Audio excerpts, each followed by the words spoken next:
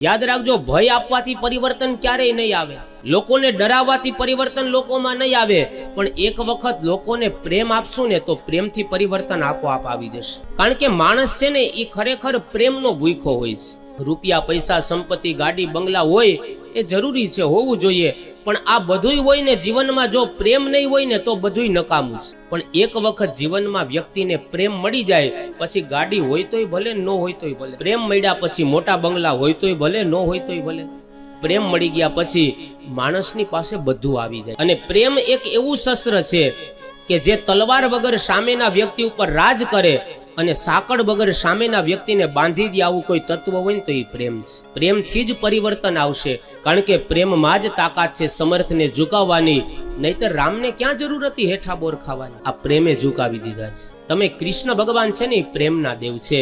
કૃષ્ણ ભગવાનને કેન્દ્રમાં રાખીને શાસ્ત્રની રચના કરો અને ઈ શાસ્ત્રને જે કોઈ સાંભળશે ને એના જીવનમાં આપોઆપ પરિવર્તન આવવા માંડશે।